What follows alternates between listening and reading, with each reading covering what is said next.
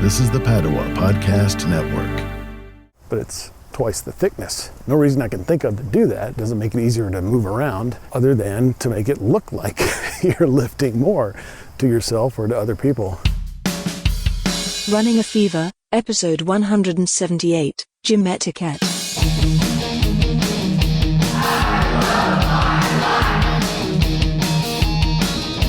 Welcome to the show. My name is Michael Davis. I love my life so much I want to make it last as long as possible.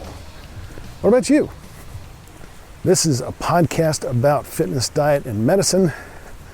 We talk about these things, we learn about these things, and share our knowledge because we want to live a long, healthy, happy, active life right up to the very end. Really glad you're here today. Thank you for listening. You know what today is? Well, I'm going to tell you, today is a beautiful day at Lake Fayetteville. I'm feeling pretty good today. It's a nice breeze. I'm walking in the shade now, heading towards Veteran Park. A lot of activity today. Nobody can resist a day like today. It's hard to resist. How can you stay inside and surf the internet on a day like today? I love reading. Even if I was just reading today, I'd probably go outside and read somewhere.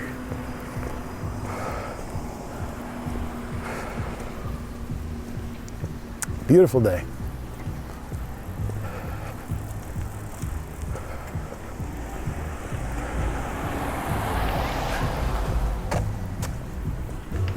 Music is apparently one of those brain tricks that's supposed to improve your mental function.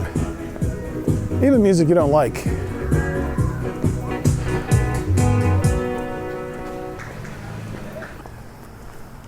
I'm imperfect. I'm not always nice, I'm not always considerate, but I try to be.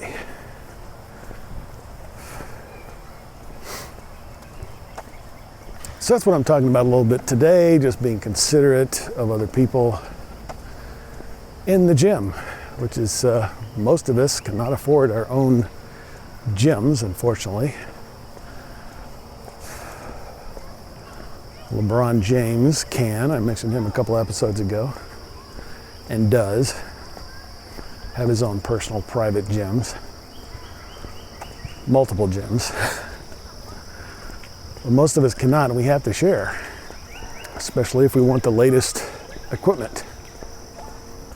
Got a lot of new equipment in my current gym, and I noticed sort of a trend that's going on that's probably has more of a psychological impact than a physical one. There are these some of the new weights that they have are the same size as the old, like, you know, the 45-pound plate is generally the largest that you'll see, and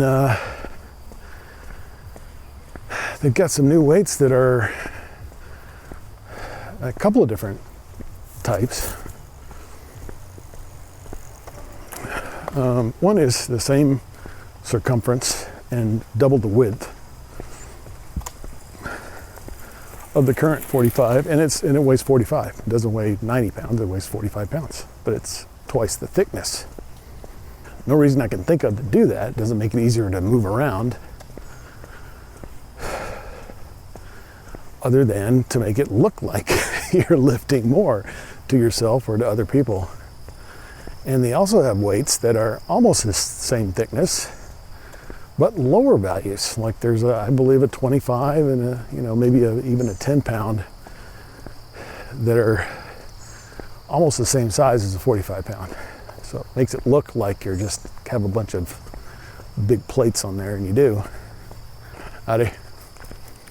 They're just not heavy plates. They're big, bulky, but not heavy. And then another similar thing that I'm seeing is there are machines that are showing up in the free weights area. It's always been kind of machines there, you call them machines, but they're just designed to help you use your body to lift weights. Now you could put a barbell or a couple of dumbbells on your knees and work your calves in a seated fashion like that, or you could actually just pick them up and do calf lifts to work your calves that way. But it's kind of difficult because you have to balance, and so they had machines just using calf exercises as an example. Basically 2 calf exercises you can do. There's 2 muscles there. One is exercised by and activated when you're seated. The other is activated when you're standing. Well, so there's always been, machines to do that. Like pads for your shoulders, and this makes sense, right? And they're never as effective overall as free weights because you don't have that stabilization factor. You're using more muscles to stabilize yourself, but they're probably safer. But the trend I've noticed is more leverage in these machines. There's a seated dip machine, which I use, and it's great. And it's a lot easier to put weight on in this machine than it is to, for example, grab a dumbbell between your feet as you do dips. And this is great bicep exercise for me. It's what or tricep. So there are a number of these machines, and as a result of the increased leverage meaning, they have, I don't know how to describe it so much, but they have more moving parts, instead of just a single structure that you put weight on and lift it up. You have that structure attached to another structure that's long and makes a longer lever, and thus the decreased force that you need. Those of you who haven't taken physics, I'm sorry, you'll just have to trust me on that. And I'm seeing it just appears that there are machines that are, because there's kind of the machines, as I've talked about how most of these machines are not as good as free weights. There are some exceptions, and I think like the lat pull down might be one, because it's on a cable, still involves some stabilization. Machines like that. But a lot of these in the past have just had stacks on them, stacks of weights. You move a little bar up and down to increase or decrease the weight. One of the problems with this is that they're usually limited, so I find as I get stronger, a lot of these machines, I'm maxing out the weight stack and I can't get any higher, unless I find a way to attach more weights to it or get somebody to stand on it or something like that. But the other thing is more of a aesthetic or psychological aspect, in that you're moving the plates around so you feel like you're using free weights, In any event, the gym has brought in a lot of this new equipment. It's very sturdy and kind of like it. But I just have noticed those aspects of it. I'm not actually increasing my strength. My strength is not increased by 100 pounds just because I've now can put 100 more pounds on there. It's that the leverage has increased. So we have all this nice equipment and we can get it for a relatively small monthly fee. I say relatively. It's a lot smaller than your mortgage would be on a full gym that contained all that equipment. There's no way that most people could afford to have up-to-date equipment. Now, I'm sure my gym sold their old equipment to somebody else. I'm sure it's not been thrown away. So there is that aspect. You could buy used equipment, and there are a number of ways you can build a functional gym. Howdy.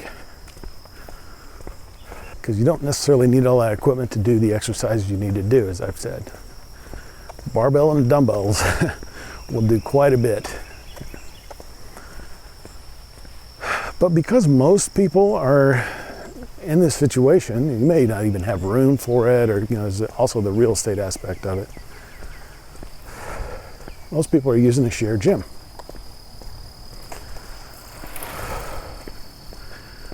We have to all sort of be together there in a community, and especially if you're going during peak times. So I thought I would just, this is my chance to rant about gym etiquette, because it's kind of there's some pet peeves. One thing is, it's just put away your plates, your weights. Re-rack your weights when you're done with your sets. Mr. Bella!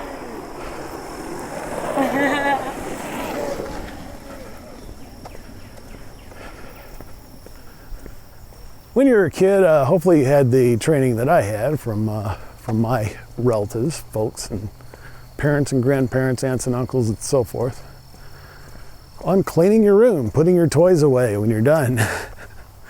That's basically what I'm talking about. There are a couple of reasons why this is important. One is that you're going to something that's set up for somebody else's program, right? And unless you happen to be on the same level as the last person, you're going to have to change those weights, either take some off or put some on. And so a lot of people like to do warm-ups, sometimes I do, with just a bar, no weights at all. That barbell weighs 45 pounds, and it's good to work on your form that way and warm up a little bit before you put some heavy weights on there, especially at the beginning of a workout. The other reason is it's difficult to know, and this is particularly a problem at this new gym that I go to.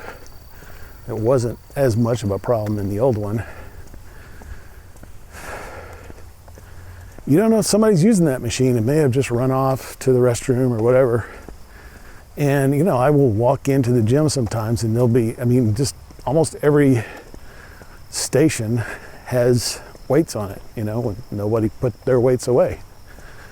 And this applies not only to weights, but to other things. One of the cool things about this more expensive gym that I'm at now is that they provide towels for you. And they wash them and they provide clean towels for you. So there are people that leave those things around. Water bottles.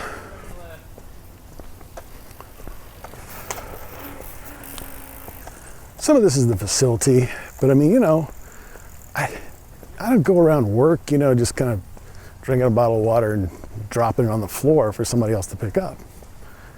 So it's important to keep that space clean and those weights put away and everything to help the people, because even if the facility is taking care of that type of thing, they won't be doing it constantly in most cases. And honestly, I think that my gym could do a better job of that, could go in and before they did the remodeling, they had signs up that said put your weights away or put them on the rack. But they could go through at the end of the day and, re-rack those weights. But it's something that the members should also do. So one reason that someone might have left some weights on the rack is if they're doing what's called a cycle. A cycle is where you work at one station, you do a set here, and you go to another station and do a set, and you go to another station and do a set, and often you'll do these in threes. The workout program that I'm on kind of recommends this with regard to certain exercises like ab exercises and calf exercises, the kind of muscle groups that you can just for some reason work more often than others. They're more resilient, I guess. But when you do that, you take up machines, especially, if you're putting on your own set of weights, and, especially when the gym is crowded, but even when it's not, you're taking up equipment, a lot of equipment, 3 stations for yourself, It's faster for you, but slower for everybody else. So I don't recommend that at any time unless you just know that there's nobody else there. You know, I go in the gym sometimes and there's guys, you know, they'll be lifting weights and they'll just drop the weight full, you know, from their standing position onto the floor. And it just kind of slams down, reverberates along the floor. And there's a certain amount of noise that's kind of expected. And, you know, maybe you're lifting weight that's difficult to handle. I know that when I'm at the point where when I do rows, it's with a weight that's pretty big, even for, you know, I handle it with two hands when I'm bringing it over, you know. So that's a lot for me to handle, but, you know, there's no need to drop those weights. Not only could be damaging to the equipment, but it's just obnoxious. So don't do that. So here are some things that you might want to look at when you're in the gym, and just be more considerate of others. Medical, health, fitness, whatever report. General well-being report. Running a fever report. I don't know. This is the department of just everything. I'm feeling pretty good about my health right now and the efforts that I'm making.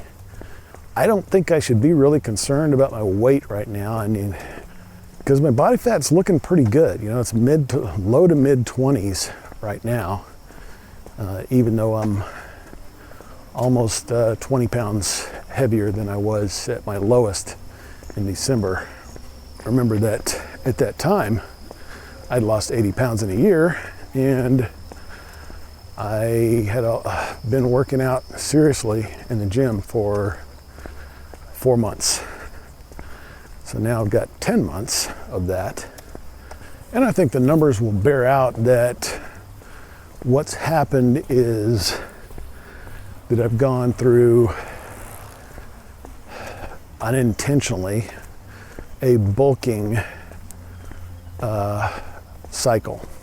And this is the concept that in bulking you have to gain weight. You generally gain about 1 pound of muscle per pound of fat that you gain.